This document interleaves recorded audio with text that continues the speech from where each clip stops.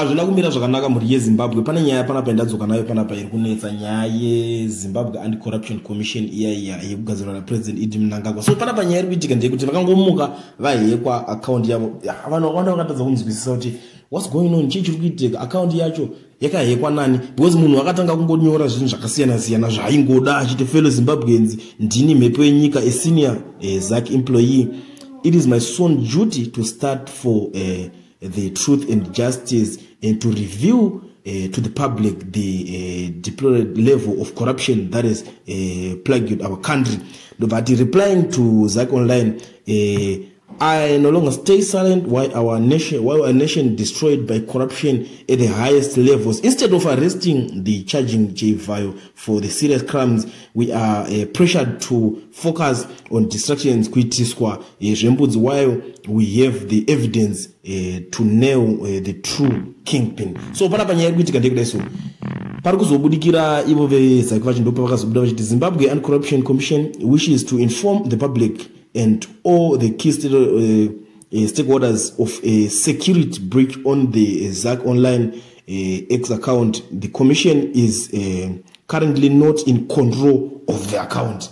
Account yedu tatobirwa atisirisu tiri kutaura zvinhu. But guys, inini ndakada kunyaso investigate ndakada kutarisa nyaya iyi, ndine maonero andiri kuiita guys pakuti nyaya iyi pavanhu 3 vaya vari kunzi vari muskandal vaya pari kuti Chivhayo, Chimombe naMpofu vari 3.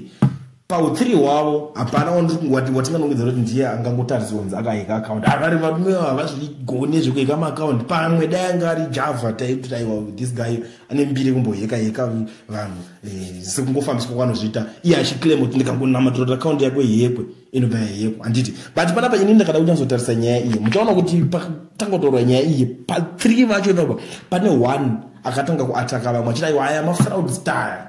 1 wavo akataura kuti aiwa izvi zvivharo zvevanhu zvichinji matsotsa inini ndichinji akukumbira regero achinakisa zvinhu kusaidi kwake handiti.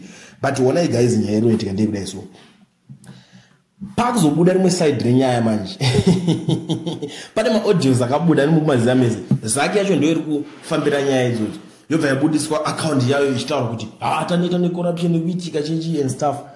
Cause papa mwana wangu ngakano interview zvangu mavoice ndako kai ukuzviramba sei vataiwa ini kune AI yakaningirika na artificial intelligence pangu ndio yakanenge yakagadzirira munhu anenge akaningirira voice ina ndisiri nichinji zvanzi taura tinzo ubva kombe ma voice but ma voice enyu akafanana ndiwe ukuramba zvinhu zviri pachena nditi. Saka machances ekuti munhu iye ari kugona kuita skillful kuti takuheka tobva tataura zvatinoda pa account yo tataura zvatoda pa account yo muchatanga kupiswa futi nemabhosi enyu mozonzi kuhaufa apa mucharamba sei iyo iri account yenyu. Ndo nyaya iri kuitika. Inini ndo maonera ndiri kuzviita but handisi kunanga zvangu kuti ndiananga ngakaheka but inini ndakada kutarisa nyaya iyoyi ndikuona kuti alright imi uyu muri kunzi pane evidence iri pachena imi munozonziwo ndimi Anti-Corruption Commission why muri kuzobudikira makutaura zvinhu zvakadai so izvi munenge matoone mubvunzo. Saka ma distractions haasi kupera ndo maonera andaita zvangu panyaya iyoyi. Ameno kuti imi muri Zimbabwe munoionawo sei?